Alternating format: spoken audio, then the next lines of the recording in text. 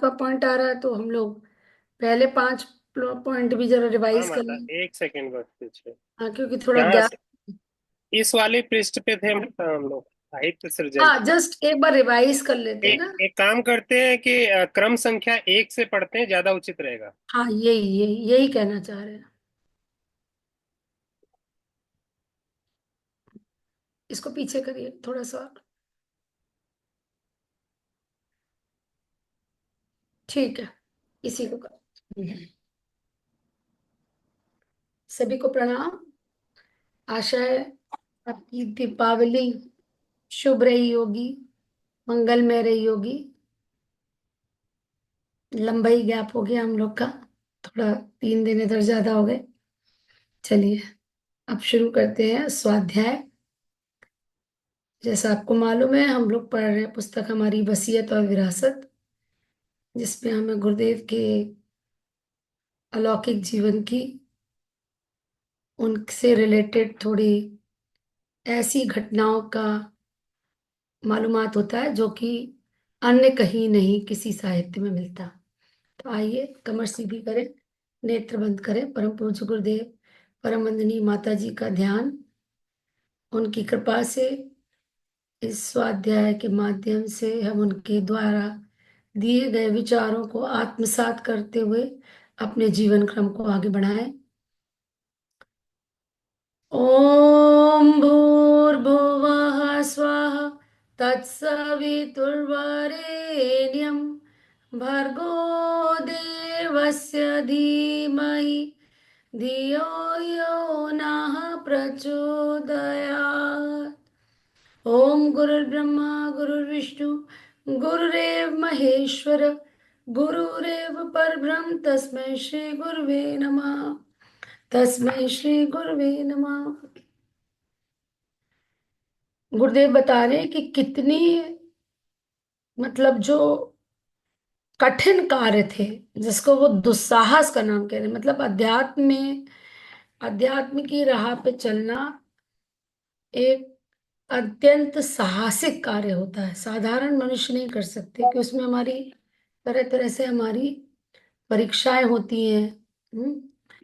और किस तरह से आप निडर होकर के अपनी मार्गदर्शक सत्ता के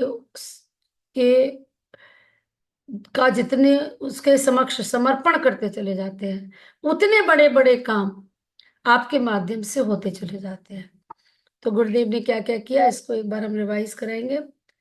15 वर्ष की आयु में 24 वर्ष तक गायत्री महापुष्करण 24 वर्ष में पूरा करने का बड़ा अनेक अनुबंधों के साथ जुड़ा हुआ संकल्प लिया गया। 24 महापुष्करण का संकल्प वह बिना लड़खड़ाए नियत अवधि में संपन्न हुआ। केवल 2 साल का ब्रेक उसमें स्वतंत्रता संग्राम हेतु दिया गया था, क्योंकि वो भी युग धर्म था उस समय स्वतंत्रता प्राप्त करना। इसलिए उसमें 2 साल का ब्रेक था, अन्यथा उसमें कहीं कोई व्यतिरेक नहीं आया। इस महापुरुषण की पूर्णाहुति में निर्धारित जप का हवन करना था। देश भर के गायत्री उपासक आशीर्वाद देने आमंत्रित करने थे। पता लगाकर ऐसे 4 लाख पाए गए और वे सभी मथुरा में सन 1998 में सहस्त्र कुंडी यज्ञ में आमंत्रित किए गए। प्रसन्नता की बात थी कि उनमें से एक भी अनुपस्थित नहीं रहा। आप एक छोटा सा भी कार्यक्रम करते हैं, मान लीजिए उसमें आप एक कोई छोटी सी सीएमई कर रहे हैं, कोई कॉन्फ्रेंस कर रहे हैं, एक छोटा सा सेमिनार कर रहे हैं, और उसमें आपने 10 स्पीकर भी बुलाए हुए हैं, तो जरूर एक ना एक कोई उसमें से इधर उधर हो जाता है किसी भी कारणवश। लेकिन यहाँ गुरुदेव बता रहे हैं कि इतने सारे उपासक जिनको आना था उस सहस्त्र कुंडी यज्ञ में, वो सभी आए। 5 दिन तक निवास भोजन यज्ञ आदि का निशुल्क प्रबंध रहा। जबकि उस समय इतना बड़ा कोई गायत्री परिवार नहीं था, गायत्री परिवार का संगठन ही तभी बना, तो बेस ही नहीं था सच।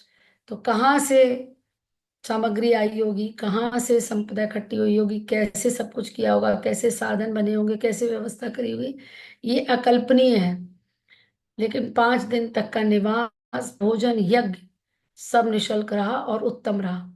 विशाल यज्ञशाला, प्रवचन मंच, रोशनी, पानी, सफाई आदि का सुनियोजित प्रबंध था। 7 मील के घेरे में 7 नगर बसाए गए।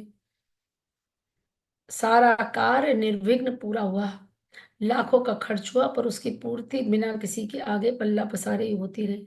आज जब हमारा 15 करोड़ का गायत्री परिवार है, और अगर आज 8 से 10 मील के परिसर में कोई हम बसाते हैं नगर और सब इकट्ठे होते हैं, तो इतना कोई आश्चर्य की बात नहीं है। लेकिन उस समय जब संगठन नहीं था, तब उस समय ये कार्य एकदम ऐसा लग रहा है, पढ़ के याद, कि ये सब ऊपर से ईश्वर के द्वारा निर्धारित हो रहा था। ईश्वर ही इसको करा रहे थे और गुरुदेव को उन्होंने चुना था इस कार्य के लिए। गायत्री तपोभूमि मथुरा के भव्य भवन का निर्माण शुभारंभ अपनी पैतृक संपत्ति बेचकर किया।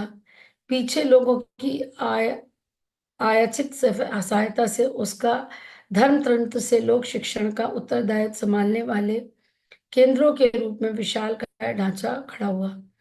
अखंड ज्योति का सन 1937 से अनवरत प्रकाशन, बिना विज्ञापन और चंदा मांगे लागत मूल्य पर निकलने वाली गांधी की हरिजन पत्रिका जबकि घाटे के कारण बंद करनी पड़ी थी, तब अखंड ज्योति अनेक मुसीबतों का सामना करती हुई निकलती रही और अभी तक 1,50,000 की संख्या में छपती है।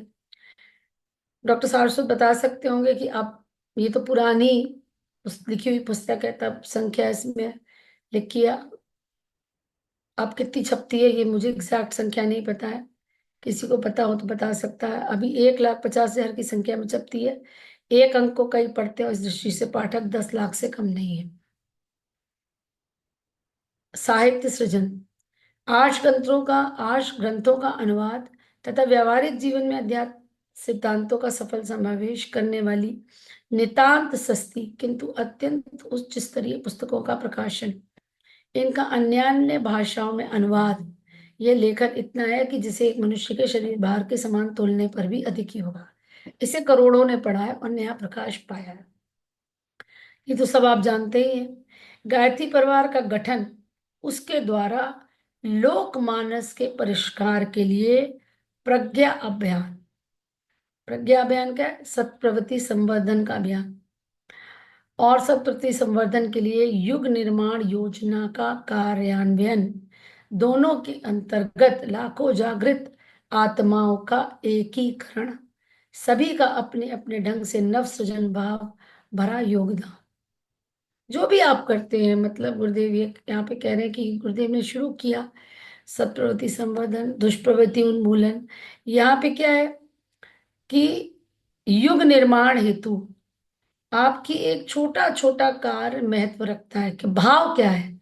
हमको सृजन में लोगों को जोड़ना है, हमको उनके विचारों को इस तरह से मोड़ना है कि वो अपनी नेगेटिव थिंकिंग को छोड़ करके पॉजिटिव क्रिएटिविटी में लगे। एक एक व्यक्ति अगर इतना करता चले अपने आसपास, क्या करना है? छोटी छोटी चीजें ही करनी है। हम इससे ये सीख लेते हैं, गुरुदेव ने किया इतना बड़ा, हम गुरुदेव जितना नहीं कर सकते, लेकिन अपना छोटा सा योगदान तो दे सकते हैं। हर किसी को हम प्रेरित करें गायत्री मंत्र करने के लिए। गायत्री मंत्र सद्बुद्धि का मंत्र है। गायत्री मंत्र करना शुरू करेगा तो फिर अल्टीमेटली गुरुदेव उसका दिशा परिवर्तन कर ही देंगे और उसको सौंप दे गुरुदेव के चरणों में। गुरुदेव मैंने प्रयास किया है, अब आगे आप जानिए। हाँ, गुरुदेव के विचारों को जन जन तक पहुंचाना, जन जन तक पहुंचाना मतलब उनके साहित्य को पहुंचाना। तो अखंड ज्योति के मेंबर्स बनाना, युग निर्माण के मेंबर्स बनाना, झोला पुस्तकालय चलाना, या आप किसी भी एक अभियान से अगर जुड़े हैं, जैसे कि पर्यावरण है, नशा उन्मूलन है, आवड़े संस्कार वन पीढ़ी है, कन्या किशोर कौशल है, तो एकजुट होकर प्राण प्राण से, तन मन धन से उस अभियान के लिए लगे रहें। और जब आप लगे रहते हैं तो उसमें अंतर अवश्य दिखाई देता है। तो आप सोचिए, आप कंटिन्यूसली क्या कर रहे हैं? आप लोगों को युग निर्माण की ओर लेके चल रहे हैं, युग निर्माण में एक योगदान दे रहे हैं। युग निर्माण है क्या? व्यक्ति का निर्माण। हम सुधरेंगे, युग सुधरेगा, हम बदलेंगे, युग बदलेगा।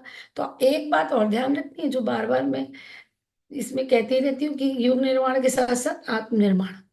क्योंकि ऐसा ना हो कि दूसरों को बनाते बनाते हम अपना भूल जाएं। तो ये सबसे इम्पोर्टेंट है कि युग निर्माण के साथ साथ आत्मनिर्माण, अपने अंदर झांकना है। एक एक व्यक्ति भी सुधर जाए, इतना ही ध्यान रह जाए, तो वो भी बहुत बड़ा काम हो जाएगा। और कई हमारे वरिष्ठ कहते भी हैं कि गायत्री परिवार ने गुरुदेव के काम को, युग निर्माण को तो बहुत सीरियसली ले लिया, आत्मनिर्माण को इतने सीरियसली ले लिया, क्योंकि 15 करोड़ हम लोग हैं। अगर हर व्यक्ति आत्मनिर्माण कर ले तो युग निर्माण होने में कितनी देर लगेगी? कुछ तो स्वरूप उसका दिखने ही लग जाएगा। खैर, ये सबको अपने अंदर झांकने का और एक आंतरिक विषय है। हाँ, इसको लेके बार बार हम आपस में डिस्कस कर सकते हैं, मतलब पॉजिटिव उससे।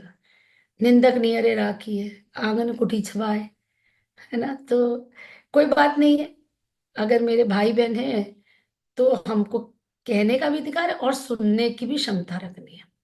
दोनों बातें हैं। अगर हम किसी को टोक सकते हैं तो वो, अगर हमें टोक रहा है तो हमें पॉजिटिवली लेना है, फिर उसमें नहीं कि बुरा मान गए। ये तो परिवार है। तो कितना सुंदर गुरुदेव लिखा है कि इसके अंतर्गत लाखों जागृत आत्माओं का एकीकरण। जागृत आत्माएं देखिए वो सब है जो कुछ अच्छा करना चाह रही है। केवल गायत्री परिवार के नहीं कि हम गायत्री परिवार के हैं तो बस एक ठप्पा लग गया। हाँ, बहुत विशेष है गायत्री परिवार, उसको गुरुदेव के आधे तप की शक्ति प्राप्त है, तो उसकी जिम्मेदारी भी है। अगर अगर वो अधिकार, मतलब गुरुदेव के तप पर अधिकार है, तो अपने कर्तव्य के प्रति भी जागरूक होना चाहिए। लेकिन वो सब भी जागृत आत्माएं हैं जो कुछ ना कुछ एक अच्छा कार्य कर रही हैं इस युग को बदलने के लिए, चाहे वो क्रिएटिविटी की फील्ड में हो, म्यूजिक की फील्ड में हो, आर्ट एंड कल्चर की फील्ड में हो, साहित्य के फील्ड में हो, किसी भी फील्ड में, जो एक राष्ट्र निर्माण की उद्देश्य से, एक वसुदैव कुटुंबकम के भाव से जो कुछ भी काम किया जा रहा है, वो जागृत आत्माओं को किया जा रहा है। और उसको सबको, उन सबको गुरुदेव का संरक्षण और गुरुदेव का मार्गदर्शन प्राप्त है। युग शिल्पी प्रज्ञा पुत्रों के लिए आत्मनिर्माण लोक निर्माण की समग्र पाठ्य विधि का निर्धारण और सत्र योजना के अंतर्गत नियमित शिक्षण, 10-10 दिन के गायत्री साधना सत्रों की ऐसी व्यवस्था जिसमें साधकों के लिए निवास, भोजन आदि का प्रबंध है। ये हम 9 दिवसीय सत्र को ही यहाँ पे बोला गया है ना, जो 1 से 10, 11 से 20 और 21 से 30 शांति कुंज में चलते हैं, मथुरा में भी चलते हैं। तो ये बहुत ही इंपॉर्टेंट है, जिसके अंतर्गत आप आत्मनिर्माण के लिए अग्रसर हो सकते हैं। अध्यात्म और विज्ञान के समन्वय की शोध के लिए ब्रह्मवर्चस्व शोध संस्थान और स्थापना। इसमें यज्ञ विज्ञान एवं गायत्री महाशक्ति का उच्च स्तरीय अनुसंधान चलता है। इसी उपक्रम को आगे बढ़ाकर जड़ी बूटी विज्ञान की चरककालीन प्रक्रिया का अभिनव अनुसंधान हाथ में लिया गया है। इसके साथ ही खगोल विद्या की टूटी कड़ियों को नए सिरे से जोड़ा जा रहा है। इसी के संबंध में आपको बता दूं कि कभी आप लोग का जाना हो यदि शांति कुंज, तो डीएसवीवी में यज्ञ की बहुत ही स्टेट ऑफ आर्ट, एकदम इंटरनेशनल स्टैंडर्ड्स की यज्ञ चिकित्सा विज्ञान के ऊपर एक लैब स्थापित की गई है। वो स्पेशल परमिशन से आपको देखने को मिल सकती है। ओपन फॉर ऑल नहीं है वो, लेकिन अगर आप यज्ञ में इंटरेस्ट रखते हैं या उस दिशा में कोई काम करना चाहते हैं तो आप जाकर के उसको विजिट कर सकते हैं। देश के कोने कोने में 2400 निजी इमारत वाली प्रज्ञापीठ, अब तो बहुत है, 2400 से बहुत कहीं ज्यादा है, और बिना इमारत वाले 7500 प्रज्ञा संस्थानों की स्थापना करके नैतिक, बौद्धिक और सामाजिक पुनर्निर्माण की युगांतरीय चेतना को व्यापक बनाने का सफल प्रयत्न। इस प्रयास को 74 देशों के प्रवासी भारतीयों में भी विस्तृत किया गया है। तो देश विदेश तक इसकी गूंज है। 10वां, मतलब गुरुदेव कितने बड़े बड़े काम किए। वो तो अब जैसे कि ऑटोमेटिक मोड पे आ गया ना, जैसे अब स्वतः संचालित होता चला जा रहा है, इतना मोमेंटम।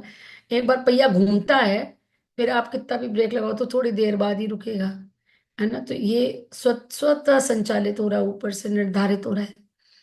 देश की समस्त भाषाओं तथा संस्कृतियों के अध्ययन अध्यापन का एक अभिनव केंद्र स्थापित किया गया है, ताकि हर वर्ग के लोगों का तक नवयुग की विचारधारा को पहुंचाया जा सके, प्रचारक हर क्षेत्र में पहुंच सके। अभी तो जन जागरण के प्रचारक जत्थे जीप गाड़ियों के माध्यम से हिंदी, गुजराती, उड़िया, मराठी क्षेत्रों में जाते हैं। अब तो तमिल है, मलयालम है, ये सब बोलने वाले लोग भी आपको बहुत सारे शांतिकुंज परिसर में दिखाई देते हैं। मतलब वहां तक भी गायत्री परिवार की पहुंच हो गई है। साउथ इंडिया से बहुत सारे जत्थे आते हैं वहां। वहां पर, और अपने अपने स्तर पे वो लोग भी वहां पे कुछ ना कुछ कर ही रहे होंगे। अब वे देश के कोने कोने में पहुंचेंगे और पवित्रता, प्रखरता एवं एकात्मता की जड़ें मजबूत करेंगे। प्रचार तंत्र अब तक टेप रिकॉर्डरों और स्लाइड प्रोजेक्टरों के माध्यम से ही चलता रहा है। अब उसमें वीडियो फिल्म निर्माण की एक और कड़ी जोड़ी जा सकती है। तो सही, ये भी एक काम हम लोग का है जो हम लोग कई बार भूल जाते हैं। जिनसे भी मिले उनको शांति कुंज मोबाइल ऐप डाउनलोड कराएं, वीडियो मोबाइल ऐप, उससे बहुत सारी गतिविधियां मिलेंगी। चिन्मय भैया के बहुत सारे जो लेक्चर्स हैं यूट्यूब पे, उनको फॉरवर्ड कर सकते हैं। अलग अलग विषय पे लोगों को बहुत उससे गाइडेंस मिलती है। और अब जो नई सीरीज है पॉडकास्ट की, लगभग उसमें 6 पॉडकास्ट अभी तक हो चुके हैं, तो उसकी भी जानकारी आप लोगों को होनी चाहिए, क्योंकि बहुत ही वो इंटरेस्टिंग है। और बहुत ही सरल शब्दों में जो मार्गदर्शन, क्योंकि जब लेक्चर होता है तो वो कभी कभी उतना हम अटेंटिव नहीं हो पाते। 45 मिनट के लेक्चर में हो सकता है हम आधा घंटा ही ग्रास्प करें, लेकिन पॉडकास्ट जो क्वेश्चन आंसर रूप में होता है वो ज्यादा इंटरेस्टिंग लगता है।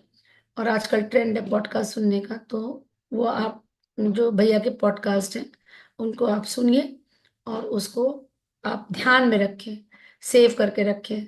और जैसा भी व्यक्ति आपके सामने आए जिसको इसकी जरूरत है, उसके अनुसार आप उसको परोस सकते हैं, वो ज्ञान दिया जा सकता है। तो अब ये बहुत आगे आ गए हम लोग, है ना। हम्म। प्रज्ञा अभियान की विचारधारा को फोल्डर योजना, इवन ये देखिए, मतलब ऑडियो बुक्स भी अपने आप में बहुत अच्छा साधन है। क्योंकि आजकल लोग पढ़ते कम है, सुनते ज्यादा है।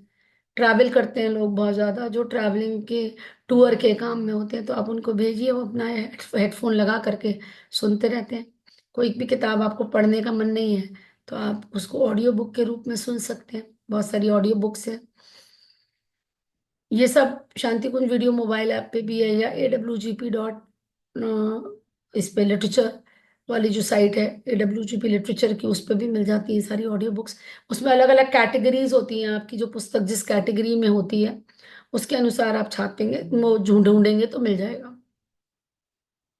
स्वाति जी लास्ट में ले लेंगे आपका प्रश्न, किसी ने हैंड रेस किया तो। प्रज्ञा अभियान की विचारधारा को फोल्डर योजना के माध्यम से देश की सभी भाषाओं में प्रसारित किया जा रहा है, ताकि कोई कोना ऐसा ना बचे जहाँ निव चेतना का वातावरण ना बने। प्रज्ञा अभियान भी बहुत अच्छा माध्यम है लोगों को मोटिवेट करने का। और स्पेशली विद इन गायत्री परिवार, जब आप पढ़ते हैं ना कहीं न्यूज में, अरे वहां ऐसा कार्यक्रम हुआ, तो आपके मन में भी हुक उठती है, अरे हम अपने क्षेत्र में भी कुछ ऐसा करें, कोई अच्छा कार्यक्रम चल रहा है। जैसे पटना में अगर आप युवाओं का योगदान देखें तो आपको लगेगा क्या, हम युवाओं के लिए एक एक युवा ढूंढते हैं, और वह हजारों की संख्या में, लाखों की संख्या में बिहार में, पटना में युवाओं को जोड़ा गया है ना। तो वो एक तरह का रोल मॉडल है युवा चेतना को जागृत करने के हिसाब से। मैं परिचित तो नहीं हूँ, लेकिन वहाँ के कोई मनीष भैया हैं, बोलते हैं बहुत ओजस्वी हैं वो। उनको सुना है मैंने टीवी पे, और उनके कार्यक्रमों में जो यंग बच्चों की जो भीड़ इकट्ठी होती है, वो देख करके लगता है हाँ ये है युवा शक्ति जिसको गाइडेंस चाहिए, या जो गाइडेंस पा रही है। और शायद यही हमारे आगे कुछ कार्य करेंगे बच्चे। तो प्रज्ञा अभियान को भी डिटेल में पढ़ना चाहिए हम लोग को। और लोगों को शायद इतना इंटरेस्ट ना आए जो गायत्री परिवार के नहीं है, क्योंकि उनको नहीं पता हमारी क्या गतिविधियां, लेकिन हम सबके बीच में वो एक बहुत अच्छा माध्यम है, जो गायत्री परिवार की क्या गतिविधियां किसी कोने में चल रही हैं, देश में विदेश में, उसकी सारी न्यूज उसके अंतर्गत आती है। और वो पढ़ना चाहिए अवश्य। आपको उससे मोटिवेशन मिलता है कि हम भी कुछ ऐसा करें। प्रज्ञा पुराण के 5 खंडों का प्रकाशन हर भाषा में, तथा उसके टैब प्रवचनों का निर्माण, इस आधार पर नवीनतम समस्याओं का पुरातन कथा आधार पर समाधान का प्रयास। जैसे स्वाध्याय के लिए वो संभव नहीं है शायद इस पे, लेकिन प्रज्ञा पुराण भी इस जीवन में हम लोग को पढ़ लेना चाहिए। प्रज्ञा पुराण, चूंकि गुरुदेव का और पुराण पढ़े ना पढ़े, हमको गुरुदेव द्वारा लिखित प्रज्ञा पुराण तो पढ़ ही लेना चाहिए। प्रतिदिन शांति कुंज के भोजनालय में शिक्षार्थियों, अतिथियों, समझ लीजिए जो गुरुदेव काम कर गए उसकी हम था नहीं पा रहे हैं, हम मतलब इतना सब कुछ है, हम जितना लिख गए उतना पढ़ नहीं सकते, जितने वो अभियान चला गए हम सब में काम नहीं कर सकते। कुछ तो लेकिन करें, कहीं से कुछ तो शुरू करें, है ना। तो जो भी जहाँ है वो किसी ना किसी तरह, किसी ना किसी एक अभियान से जुड़ करके छोटा मोटा कुछ तो करे। मतलब समयदान का इससे और अधिक उपयुक्त माध्यम नहीं है। ये यहाँ मुझे ये समझ में आ रहा है, मतलब इतना कुछ को कर गए हैं, हम इमेजिन भी नहीं कर पा रहे हैं। आप सोचिए, हम हमको प्रज्ञा पुराण पढ़ने के लिए सोचना पड़ रहा है, और वो कितना कुछ करके चले गए, कितना लिख के चले गए, कितना करके चले गए, और अभी भी कर ही रहे। उनके बिना तो कुछ हो ही नहीं रहा, कर तो वो ही रहे हैं सब कुछ। प्रतिदिन शांति कुंज के भोजनालय में शिक्षार्थियों, अतिथियों, तीर्थयात्रियों की संख्या प्राय 1,000 रहती है। अब तो शायद 10,000 होगी, मुझे लगता है एवरेज 10,000 प्रतिदिन तो व्यक्ति खा ही लेता होगा भोजन। किसी से कोई मूल्य नहीं मांगा जाता, सभी भाव श्रद्धा से प्रसाद ग्रहण करके ही जाते हैं। अगणित व्यक्ति गायत्री तीर्थ में आकर अनुष्ठान साधना करते हैं। इससे उनके व्यक्तित्व में परिष्कार हुआ है, मनोविकारों से मुक्ति मिली है, एवं भावी जीवन की रीति नीति निर्धारित करने में मदद मिली है। विज्ञान सम्मत पद्धति से ब्रह्म वर्चस्व संस्थान में उनका पर्यवेक्षण कर इसे सत्यापित किया गया। पहले ब्रह्म वर्चस्व में ईईजी करते थे वो लोग, ईईजी करते थे, बीपी भी लेते थे, पल्स रेट भी करते थे 1 माह तक। अभी मुझे नहीं पता क्या होता है, पहले के पता है मुझे।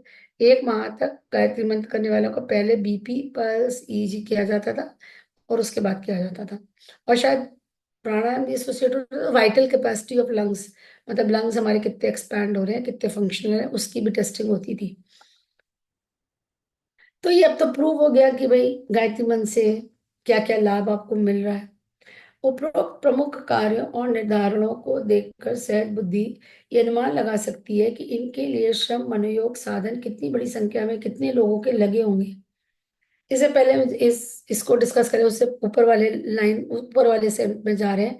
अब आज गुरुदेव ने ये तभी कर दिया ब्रह्म वर्चस्व में सिस्टम। आज ईजी की मैपिंग हो रही है, न्यूरोलॉजिस्ट कर रहे हैं मंत्र के इफेक्ट में, है ना। तो वो बोलते हैं जो नॉर्मल मंत्र है उसमें बीटा वेव्स की प्रधानता होती है प्री फ्रंटल कॉर्टेक्स में, मतलब कि आपका जो सोचने समझने वाला ब्रेन है, ये जो माथे के पीछे होता है, ये एक्टिवेट हो रहा है, मतलब क्लैरिटी आ रही है, आप निर्णय ले पा रहे हैं, अपने आइडियाज को सोच पा रहे हैं, उसको ग्रहणशीलता आपकी बढ़ रही है। साथ साथ आपका जो लिम्बिक सिस्टम है, जो अमाइगडाला होता है, जो इमोशनल सेंटर्स होते हैं, वो डाउन रेगुलेट हो रहे हैं। मतलब आप शांति से सोचेंगे, जितना शांत आपका ब्रेन होगा उतना ज्यादा फंक्शनल होगी। तो एक ही टाइम में, अब न्यूरोलॉजिस्ट बताते हैं कि एक ही टाइम में मंत्र करने से अलग अलग एरियाज में अलग अलग तरह की वेव्स जनरेट हो रही है। लिम्बिक सिस्टम में अल्फा जनरेट हो रही है, आप शांत हो रहे हैं। प्री फ्रंटल में आपका बीटा रेगुलेट हो रही है। वहीं पे आप अगर ओम चैंटिंग करते हैं तो प्री फ्रंटल में आपका गामा भी मिलती है। गामा क्या है? Focus, more intense, intense vibration वाली, मतलब ये हाई फ्रीक्वेंसी वाली वेव है गामा। उस समय आपकी एकाग्रता बहुत बढ़ गई। कोई ऐसा आप काम कर रहे हैं जो जिसमें आपको तन्मयता चाहिए, आपको कंसंट्रेशन चाहिए, फोकस चाहिए, तो आप ओम चैंटिंग करके बैठिए। ये मैं नहीं कह रही हूँ, ये न्यूरोलॉजिस्ट कह रहे हैं, जिसको मैंने सब सुना है बिल्कुल, और ऑथेंटिक स्टडीज के साथ कह रहे हैं। वो ऐसे लोगों के ब्रेन्स को स्टडी कर रहे हैं जिन्होंने कुछ बहुत विलक्षण किया। मान लीजिए वो चूंकि न्यूरोलॉजिस्ट, इसका मैंने सुना है, वो दुबई में रहती है, कभी ऐसे व्यक्ति का मैप किया जो बुर्ज खलीफा के ऊपर जाके खड़ा हो गया। समझ रही, वो कितनी ऊंची बिल्डिंग है, उस पर निडर होकर के और कोई खड़ा है, उसको डर नहीं लग रहा है। यहाँ तो एक हवा के झोंके से ही गिर जाएगा कोई, नहीं तो something is different in his brain. उस ब्रेन में क्या है वो ये देख रहे हैं, वो ये पढ़ रहे हैं। जो कुछ विलक्षण कार्य कर रहे हैं, उनका ब्रेन हमसे डिफरेंट कैसे है, और उसमें क्या हेल्प कर रहा है, वो टूल की तरह वो बता रहे हैं उसके अंदर, कि फोकस कैसे बढ़ाए। तो ये बच्चों को बताना बहुत आवश्यक है कि अगर उनको फोकस बढ़ाना है, अपना कंसंट्रेशन बढ़ाना है, ज्यादा याद करना है, स्मरण शक्ति बढ़ानी है, ग्रहणशीलता बढ़ानी है, तो कैसे मंत्र उसमें हेल्प कर रहे हैं, है ना। और गायत्री मंत्र विशेष क्यों है? क्योंकि उसमें 24 अक्षर है, वो 24 ग्रंथियों को स्टिमुलेट करता है। 24 ग्रंथियों को स्टिमुलेट करके 24 क्वालिटीज को, 24 गुणों को वो रिफ्लेक्ट करता है आपकी पर्सनालिटी में, मतलब उजागर करता है, क्योंकि एक एक ग्रंथि का एक एक अलग अलग गुण होता है। तो कितनी सारी सफलताएं आपको ऑटोमेटिकली, तो यूं ही तो नहीं ना कहा जाता है कि आपको आत्मिक और भौतिक लाभ दोनों मिलेंगे। वो अच्छा, ये है स्टिमुलेट मीन्स।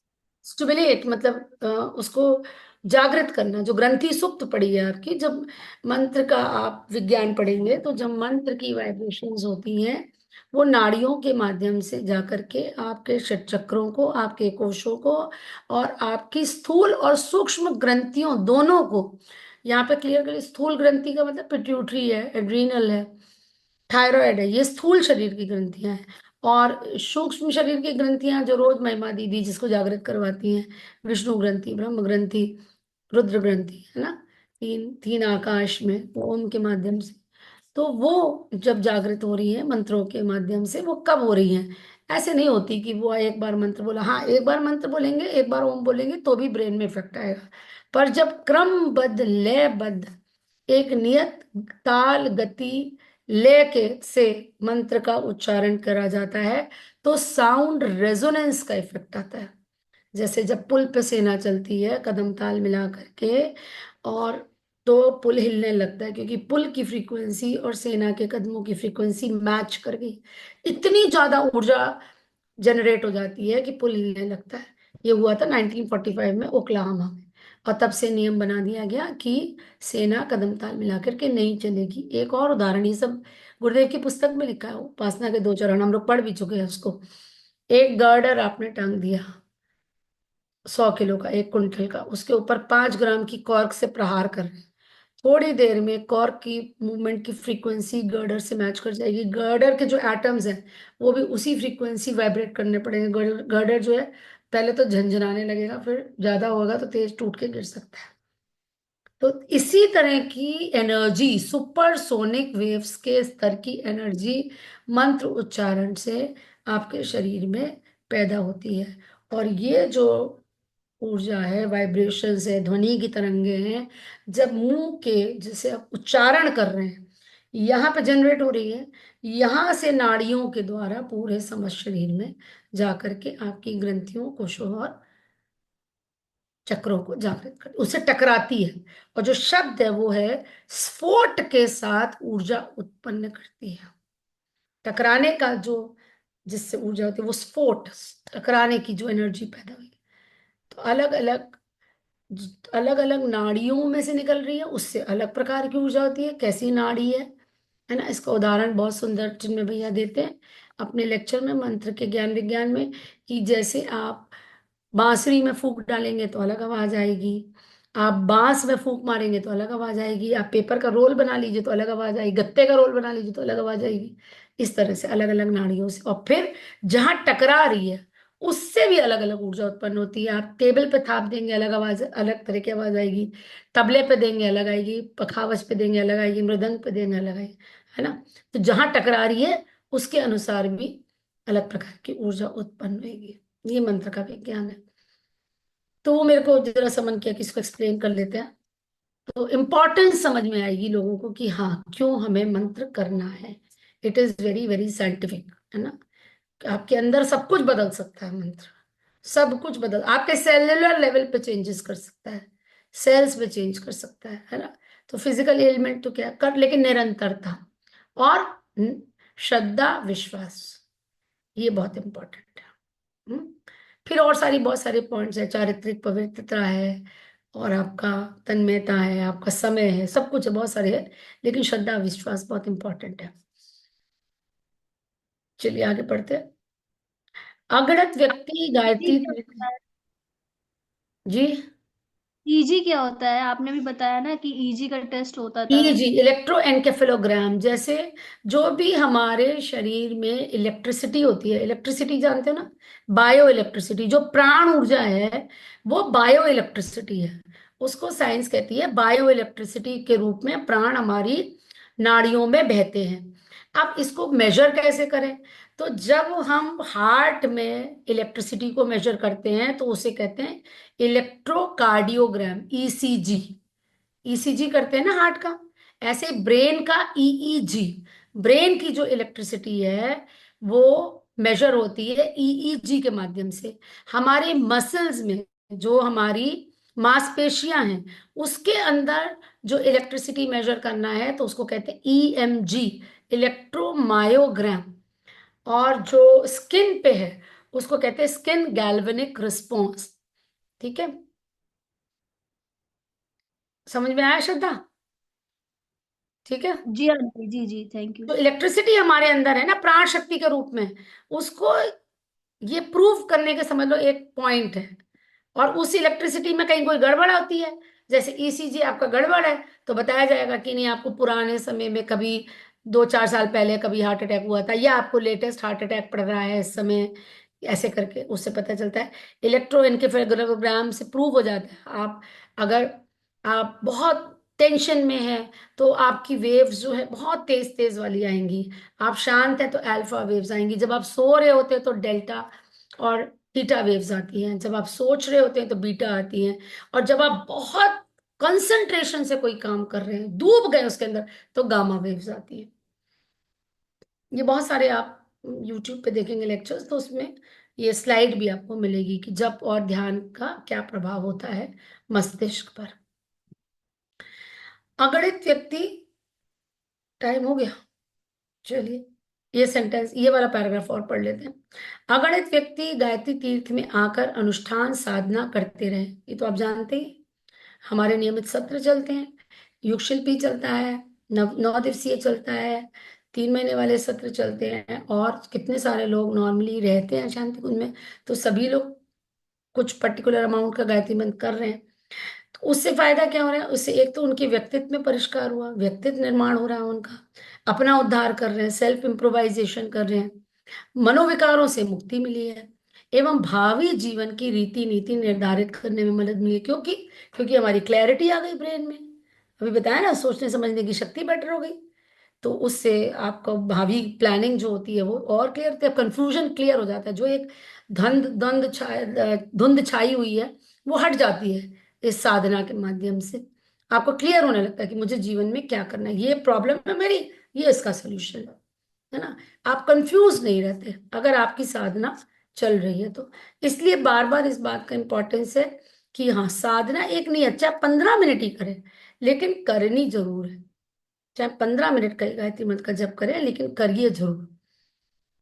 विज्ञान सम्मत पद्धति से ब्रह्मवर्चस्व शोध संस्थान में उसका पर्यवेक्षण कर इसे सत्यापित भी किया गया। ये तो मैंने अभी डिस्कस ही कर लिया आपसे।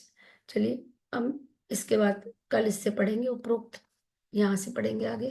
ठीक है, तो आज यहीं पे स्टॉप करते हैं। किसी को कुछ ऐड करना हो तो कर सकते हैं। माता किन्नी दीदी का प्रारंभ में हैंड रेस करके प्रश्न था, यदि वो अपनी बात रखना चाहे तो रखें। मुझे लगता है उनका ऐसे ही हैंड रेज हो गया था, उन्होंने डाउन कर लिया फिर इसको। अगर हो तो ले सकते हैं। ठीक है, शांति पाठ करते हैं। ओम द्यौः शांति अंतरिक्ष गुम शांति पृथ्वी शांतिराप शांतिरोषधय शांति वनस्पतय शांति विश्वे देवा शांति ब्रह्म शांति सर्वगुम शांति शांतिरेव शांति सामा शांतिरेधि। ओम शांति शांति शांति सर्वारिष्ट सुशांति भवतु। सभी को शुभ रात्रि, सभी को प्रणाम, सभी का आभार जुड़ने के लिए। ओम शांति शांति शांति।